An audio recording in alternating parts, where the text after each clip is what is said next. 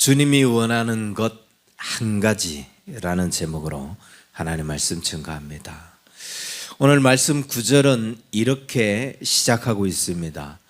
오직 주께서는 너희를 대하여 오래 참으사 아무도 멸망하지 아니하고 다 회개하여 이르기를 원하느라. 주님이 원하는 것 뭐라고요? 너희가 다 회개하여 구원에 이르기를 원하는 거라. 세상은 갈수록 악해져 가고 있고 또 교회는 갈수록 주님을 배반하고 갈수록 불순종하는, 갈수록 하나님 말씀과 다른 방향으로 가는 교회들이 늘어가고 있습니다. 이런 상황에서 왜 하나님 일찍 좀 하나님께서 임하시고 저런 자들을 멸하셔서 그렇게 하나님의 나라가 나타나게 하시지 왜 이렇게 오래 참으시는가? 근데 그 이유가 아무도 멸망하지 않고 다 회개하여 구원에 이르게 하기 위함이라고 합니다. 물론 오늘 이 말씀의 배경은 디아스포라로 흩어져 있는 유대인들, 그들에게 주시는 하나님의 말씀이에요. 복음을 전하는 자들이 얼마나 고통스럽고 얼마나 애쓰고 얼마나 수고하며 얼마나 가슴 조이는지, 교회를 세워가는 사람들이 얼마나 애태우며 고생하며 그 교회가 세워지기를 원하는지 여러분 경험해보지 않으면 몰라요. 교회가 쉽게 세워져 가는 사람들은 이 심정이 어떤지를 몰라요. 정말 죽도록 고생하고 죽도록 간절히 원하고 목숨과 바꿀 것 같은 그런 교회, 그렇게 하나님의 나라가 세워져 가는 일들. 그런데 그렇게 헌신하고 그렇게 수고함에도 불구하고 그들에게 돌아오는 것은 교회가 세워지는 것이 아니라, 복음이 확산되어져 가는 것이 아니라 그들을 박해하고 그들을 핍박하고 교회를 파괴하는 자들의 세력이 점점 더 거세가고 그들의 탄압이 더 커져가고 더 조직화되어져 가고, 그래서 견디다 못해 그들이 이런 탄식을 하기 시작합니다. 하나님, 왜 저 악한 자들을 그냥 내버려 두십니까? 왜 하나님께서 이 악한 자들의 날뛰는 것을 보시면서도 심판하지 않으십니까? 교회를 파괴하고 교회를 무너뜨리는 저들을 보고 왜 하나님 심판하지 않고 오래 참으십니까?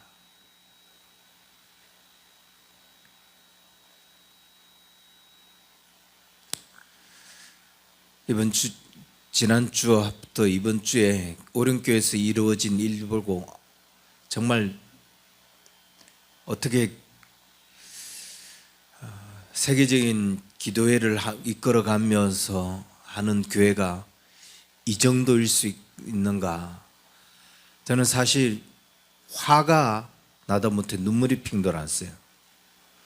2025년 다니엘 기도회라고 하는 문구를 버젓이 앞에 띄워놓고 안무길이라고 하는 장로 녀석이 대표 기도를 하는데, 아, 교회가 이 정도로 무너져 있구나.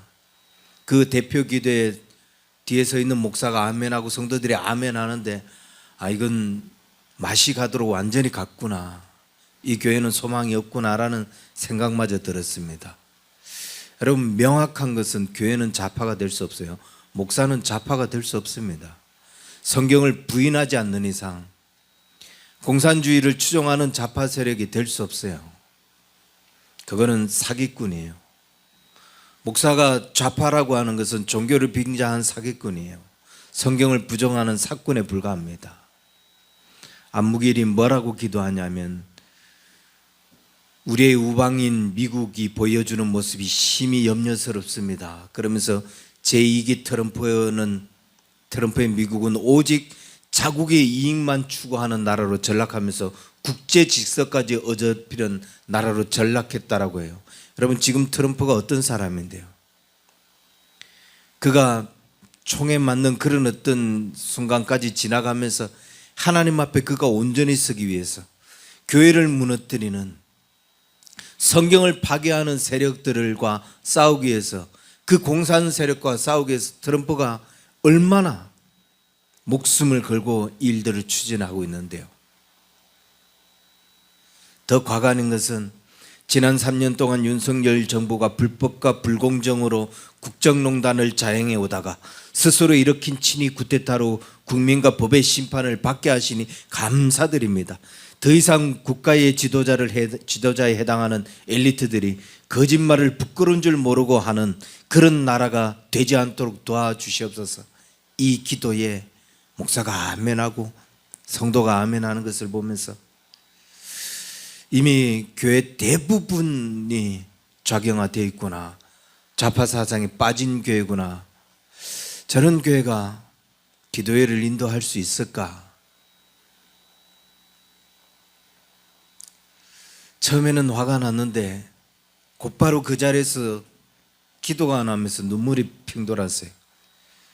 왜 하나님은 저런 교회를 대형교회로 허락하시면서 정말 복음을 위해 수고하고 애쓰는 그런 교회들은 고난만 받게 하시는지 마음에 막 원통함이 가득했어요. 디아스포라로 흩어져 있는 유대인들의 심정이 그랬다는 거예요. 교회를 세우기 위해서, 복음을 전하기 위해서 그토록 애를 쓰고 그들은 목숨을 걸고, 아니 정말 핍박을 받아가면서 박해를 받아가면서 순교해가면서 교회를 세우는데, 교회가 세워지는 것보다 그 교회를 파괴하고 무너뜨리는 세력들이 점점 더 거세지고 그들의 박해는 심해지고 조직화되어져 가는 그런 것들을 보면서 결국 그렇게 외치게 되더라는 거예요. 왜 하나님 저 악인들을 버리지 않으시냐고, 왜 하나님 저들을 내버려 두시냐고, 왜 저들을 심판하지 않으시냐고. 근데 그때 베드로가 이 편지로 그들에게 위로하며 이렇게 말씀하고 있어요. 하나님께서는 오래 참으신다. 하나님께서 오래 참고 계시는 거다. 근데 왜 오래 참는다고요? 아무도 멸망하지 않고 다 회개하여 구원에 이르기 위해서다. 여러분, 이 말씀이 하나님 왜 저들을 벌하지 않으시냐고 그렇게 탄식하며 기도했던 이 사람들에게 위로가 될 거라고 봅니까? 이게 위로가 될까요?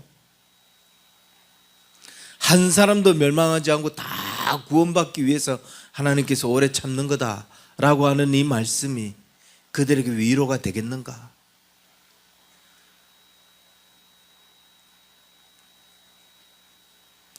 복음이 전해지도록 주님께서 십자가에서 부활하시면서 하나님 나라가 이루어진다는 것, 주님 나라가 다가온다고 명확하게 말씀하셨고, 그래서 그것을 보고 깨달은 자들이 하나님 나라에서 주님 나라의 삶을 살기 위해서 그렇게 목숨 걸고 복음을 전하는데, 깨달아야 할 자들이 돌아오지 않고 오히려 박해하고 핍박하고 그들의 세력들은 더 조직화되어져 가고 있는 그런 상황들을 보면서 그들이 왜 하나님 이들을 멸하지 않느냐고 통곡하고 있는데 아무도 멸망하지 않기 위해서다.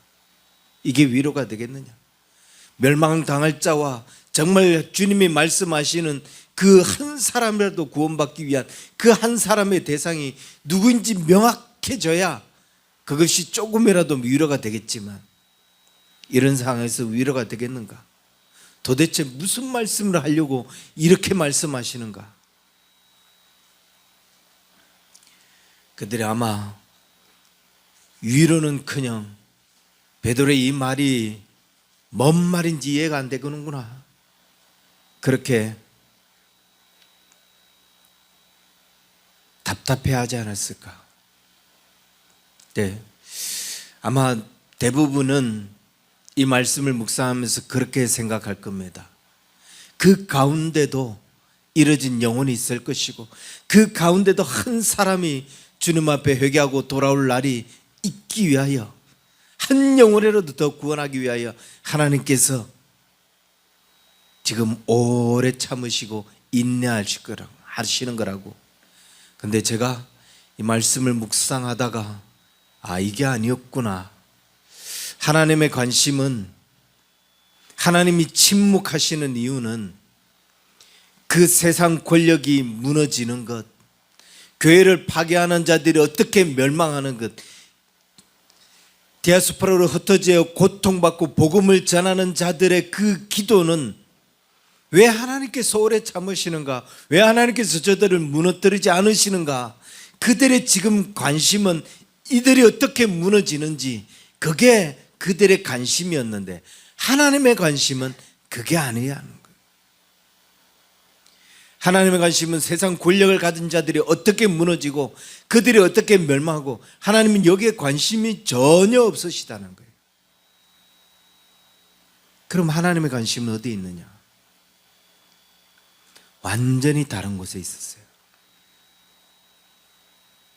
그것은 바로 저와 여러분에게 있었다는 거예요.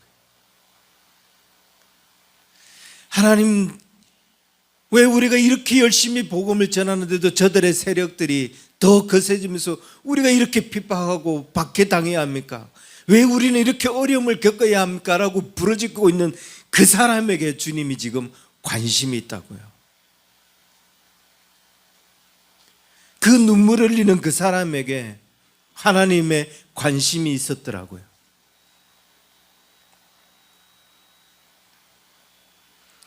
악한 세력이 어떻게 무너지고 그들이 얼마나 더 조직화되어져 갔다가 어떻게 붕괴되느냐, 그건 하나님의 관심 속에 있는 게 아니에요. 하나님은 너와 나, 저와 여러분이 어떻게 살기를 원하는지, 저와 여러분이 어떤 사람이 되기를 원하는지, 거기에 하나님의 관심이 있더라고요. 요즘 정말 한국 교회를 생각하면 머리가 아파요. 세상에 어떻게, 도대체 주님 앞에 어떻게 하려고 이런 일들을 저지르는가, 정말 견딜 수가 없어요. 예수의 세력을 뒤엎은, 그러면서 종교다원주의자들과 함께 한국 교회를 통합하려고 하는 오정현 목사, 저는 이렇게밖에 표현을 할 수가 없네요. 그 교회와 그 성도들은 자기 목사님이 잘하고 있다라고 생각하고 있는데 이미 그들의 그 설교에 사상화되어 있는 것들, 목사가 지금 뭘 하고 있는지도 구분을 하지 못하고 있는 거예요. 지난 4일날, 10월 4일날 일산에서 G2A 컨퍼런스가 있었어요. 1만 5천 명이 모였는데 거의 85% 90%가 젊은이들이 10시간 가까이 그들이 찬양하고 예배를 드렸어요. 뭐 제이어스, 아이자야 61, 또 팀룩, 뭐 이름만 들어도 알만한, 우리가 다 찬양을 같이 부르고 있는 이 팀들이 거기서 찬양을 하니까 나는 팀룩 워십 그 찬양은 얘들 좀 이상하다, 그런 것들이 몇 가지 느껴지긴 했지만 얘들 굉장히 종교다원주의에 빠져 있는 것 아닌가, 그런 생각들을 했지만 이런 찬양들 대부분 그 찬양팀들, 그러니까 뭐 아무 문제 없는 것처럼 생각하고 10시간 동안 찬양하고 기도하고 이러니 다들 그 집회 좋은 거 아니냐라고 여기는데, 그 집회 메인 강사가 누구냐면 프랜시스 첸이라고 하는 미국 목사예요. 뭐 중국계 미국인. 뭐 그 교회 건전한데요, 다들 이럴 겁니다. 그런데 이 목사가 가톨릭 단체인 아이합의 주 강사예요. 종교다원주의자라고요. 아이합은 국제 기도의 집, 가톨릭 단체예요. 뭘 주장하냐 하면은 그 교황이 주장하는 것처럼 떡과 포도주, 성찬 때 사용하는 이 떡과 포도주를 가지고 그 입에 딱 넣는 순간 이건 실제로 주님의 피와 살이 돼 살로 변한다라고 하는 화채서를 주장해요. 이 목사도 그건 실제 주님의 피와 살이 된다, 그렇게 주장하는 사람이에요. 그러면서 종교다원주의니까 신학이 서로 다른 거, 신앙이 서로 다른 거, 그건 중요하지 않다. 찬양하면서 막 감정적으로 찬양하고다가 뜨거워지잖아요. 다 주님 앞에 다 결국은 하나로 뜨거워지는구나. 그러니까 신학적으로 뭐가 다르고 신앙적으로 뭐가 다른 거, 이건 중요하지 않다. 가톨릭도 세계 종교도 다 하나다. 이런 이야기를 하는 사람이라고요. 그런 사람을 메인 강사로 모셔놓고 10시간 동안 찬양 집회했다고, 좋아하고 기도했다고, 한국교회가 뜨겁다고, 희망이 있다고. 다음 주 월요일 27일부터 31일 동안 걔를 데리고 놓고 WEA 세계 종교 세계 복음주의 협의회 서울 총회를 여의도 순복음교회와 함께 사랑의 교회에서 진행을 합니다. 그래 놓고 문자로는 WEA가 문제 없습니다 자꾸 보내는데, 그걸 믿는 한국교회 어리석은 목사들이 있나?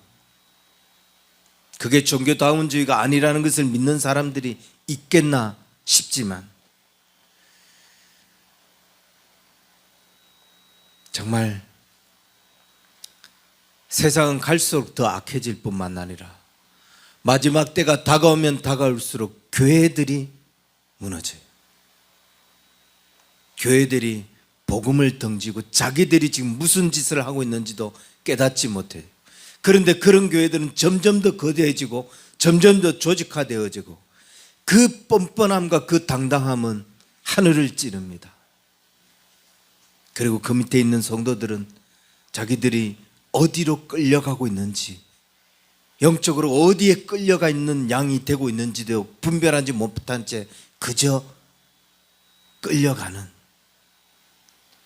이런 상황을 보면서 그 디아스포라로 흩어졌던 유대인들이 그렇게 탄식한 거예요.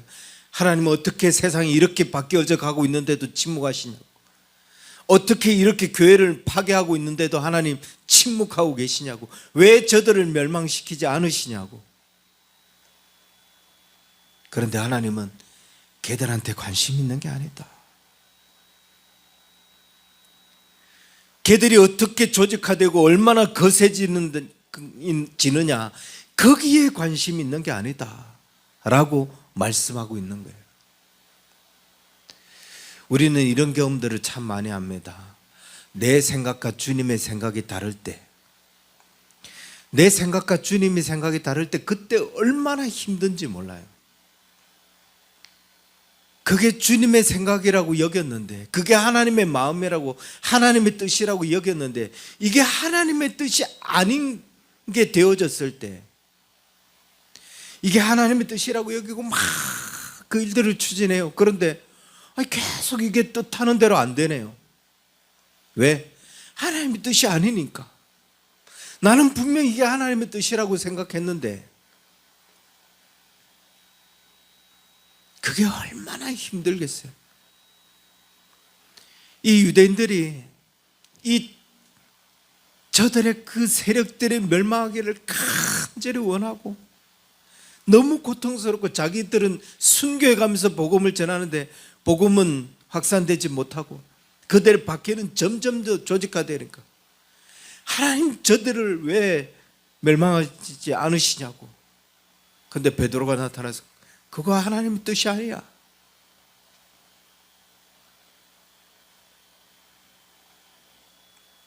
그래서 우리는 하나님의 마음을 아는 게 중요해요. 하나님의 뜻, 하나님의 관심이 어디 있느냐, 이걸 아는 게 정말 중요해요. 우리가 살아가는 모든 삶에 있어서, 우리가 꿈꾸고 기대하는 모든 일에 있어서 하나님의 뜻이 어디 있느냐, 이거 아는 게 얼마나 중요한지 몰라요.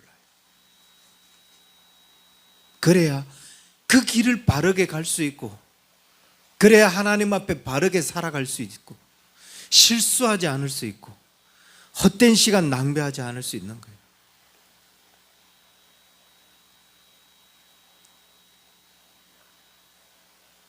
왜 주님이 오래 참으십니까? 라고 하는데, 한 사람도 멸망하지 않고 다 회개하여 주께 돌아오기를 원한다 라고 말씀해요. 그러면서 10절에 이렇게 또 이야기해요. 주의 날이 도둑같이 오리니 그날에는 하늘이 큰 소리로 떠나가고 물질이 뜨거운 불에 풀어지고 땅과 그 중에 있는 모든 일들이 드러나리로다. 왜 그날이 오지 않습니까? 라고 하는데 걱정하지 마. 그날은 도적같이 온다 라고 말하는 거죠. 이 말씀은 그들에게 굉장히 큰 위로가 됐을 거예요. 최소한 지금 주님 앞에 목숨 걸고 사는 사람들, 최소한 주님 앞에 정말 생명을 다하여 정말 모든 것을 다하여 사랑하는 사람들은 그들 앞에 정말 가장 큰 위로와 힘이 되었을 거예요. 그렇다면 지금 그날이 도둑같이 올 거다라고 하는 이 말씀이 저와 여러분에게는 어떤 말씀으로 들리나요? 그렇게 이 유대인들이 느꼈던 정말 위로의 말씀, 정말 가장 그 어떤 것보다도 기쁜 그런 말씀으로 들립니까? 아니면 두렵고 떨리는 말씀으로 들립니까?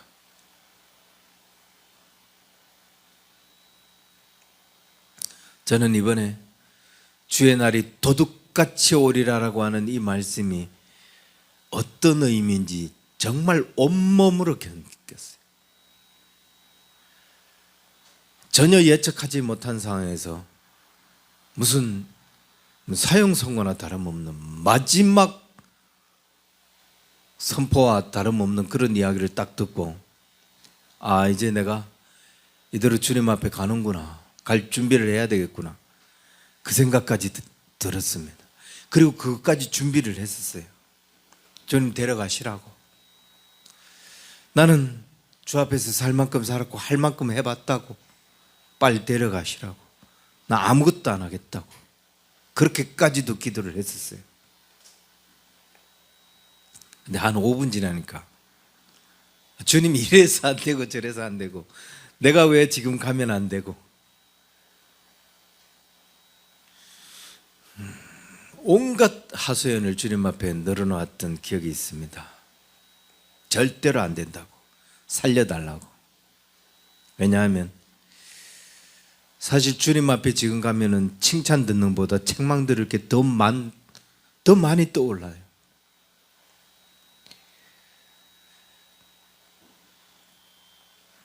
그래서 저에게 주의 날이 도적같이 온다는 이 말씀은 정말 어느 날 강도가 들었던 것처럼 주님이 너 이제 와라 라고 말씀하시는 것과 똑같이 들렸어요.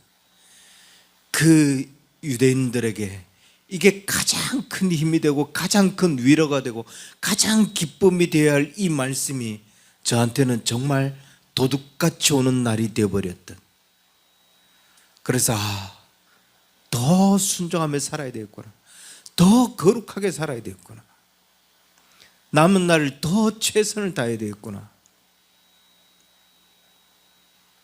그 소식이 기쁨의 소식이 되도록 정말 목숨 걸고 살아야 되겠구나.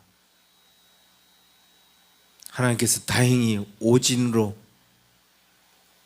그렇게 판정을 내려주시면서 이런 기회를 주시는데, 이거 하나님이 주신 마지막 기회구나, 나에게 이 날이 기쁨의 소식이 되도록 정말 최선을 다하여 순종하며 그렇게 살아야 되겠구나 라는 결단을 하게 됩니다. 물론 그러면서도 두려움이 있어요. 하나님이 이 기회의 시간을 주셨는데 내가 얼마나 순종할 수 있을까? 내가 얼마나 열심히 살 수 있을까? 또 넘어지고 또 실수하면 어떨까라는 그런 어떤 두려움이 저를 엄습해 와요. 그럼에도 불구하고 최선을 다하자, 주님 앞에 정말 최선을 다해서 살아보자 라고 하는 생각이 듭니다. 여러분에게 이 말씀은 어떻게 들리십니까? 여러분의 삶은 어떻습니까?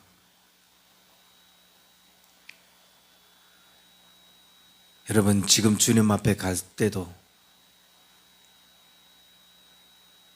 칭찬과 명성을 얻고 그리고 면류관을 받을 그런 것들을 생각하며 기쁘고 감격스럽고, 그래서 아멘 주 예수여 어서 오십시오 마라나타 그렇게 외치며 주님을 맞이할 수 있습니까? 아니면 이 마지막 사형 선고가 던져질 때 안 된다고, 지금은 주님 앞에 갈 수 없다고, 지금 이대로는 내 인생을 주님 앞에 펼쳐 보이기에 너무나 부끄럽다고 그렇게 하소연하고 몸부림칠 것 같습니까?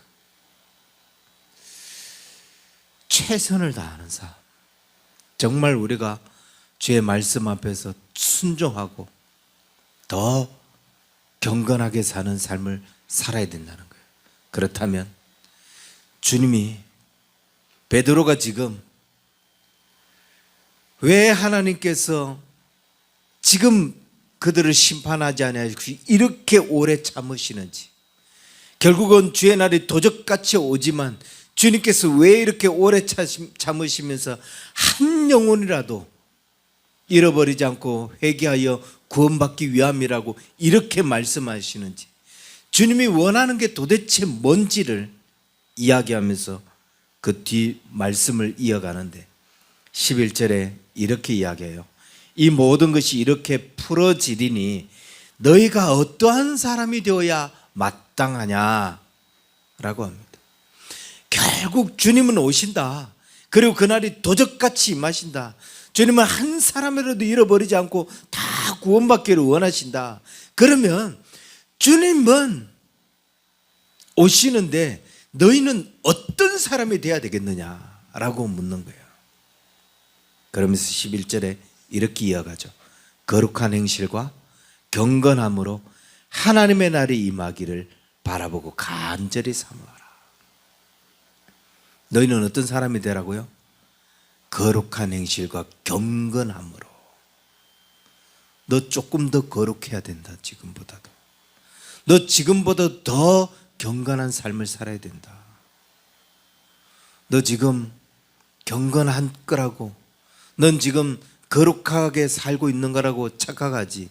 너한테 한번 주의 날이 도적같이 임하는 사형 선고가 선포돼 봐.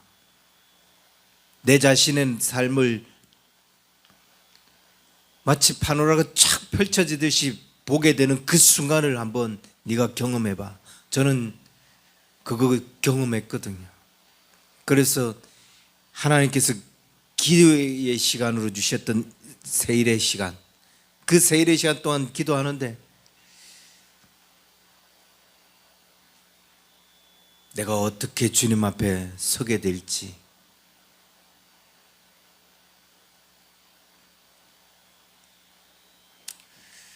하나님의 사람들에게 거룩한 행실과 경건함은 필수라는 거예요. 그런데 첫 번째만, 11절에서 첫 번째만 너희가 어떻게 어떤 사람이 되어야 되냐, 거룩한 행실과 경건함으로 하나님의 나라를 바라보는 사람이 되라 라고 말씀하고 있는 게 아니라 14절에 가서 또다시 이렇게 이야기합니다. 그러므로 사랑하는 자들아 너희가 이것을 바라보나니 주 앞에서 점도 없고 흠도 없이 평강 가운데 나타나기를 힘써라. 하나님 앞에서 점도 없고 흠도 없어야 된다. 아무도 멸망당하지 않고 구원받기를 원한다. 다 회개하고 구원받기를 원한다. 그 말씀은 결국 나에게 하는 말씀이라는 거죠. 너 그런 행실로 그렇게 살아서 주님 앞에 갈 수 있을 거라고 생각하느냐? 너 그렇게 서서 하나님 앞에 담대하게 설 수 있을 거라고 생각하느냐? 주님은 점도 없고 흠도 없기를 원하는 거야.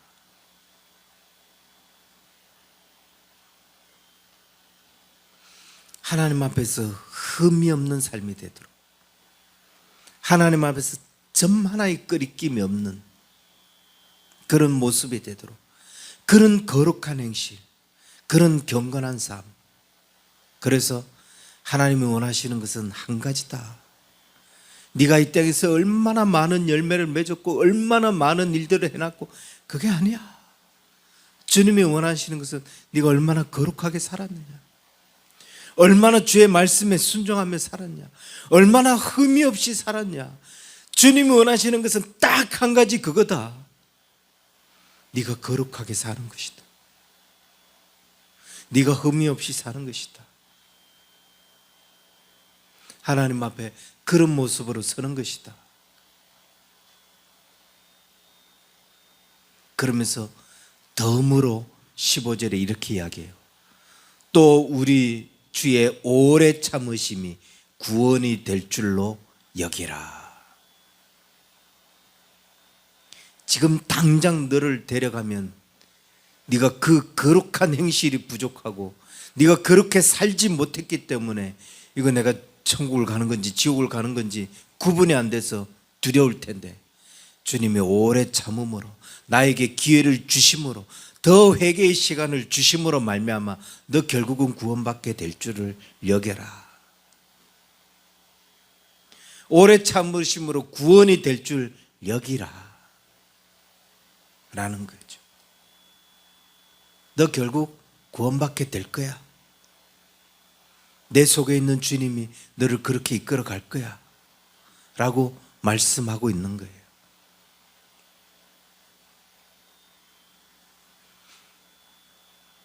저도 저의 삶에 대해서 자신이 없지만 내 안에 계시는 주님이, 나에게 기회를 주시는 주님이 저를 그렇게 이끌어 가실 거라고, 그렇게 넘어졌을 때 또 힘을 주실 거라고 확신합니다.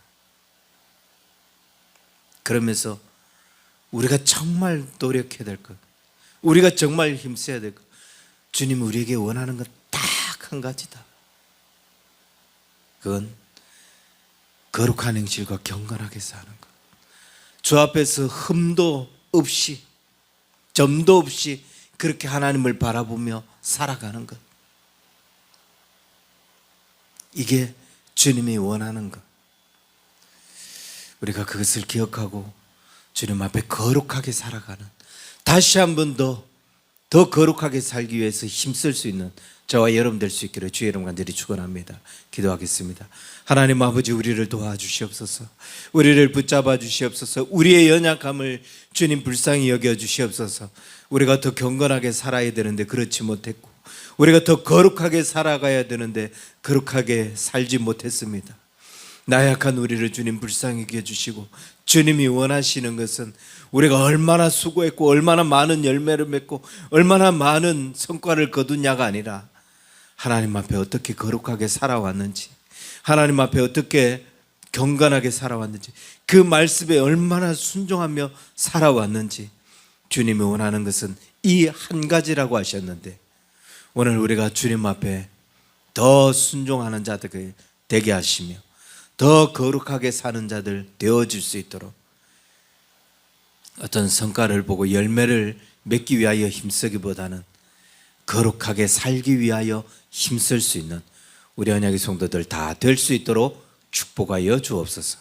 이제는 우리 주 예수 그리스도의 은혜와 하나님 아버지의 크신 사랑과 성령님의 인도하심이 거룩하게 살기를 소망하는 우리 언약의 성도들 저들의 모든 삶 위에 이제로부터 영원토록 항상 함께 있을지어다. 아멘.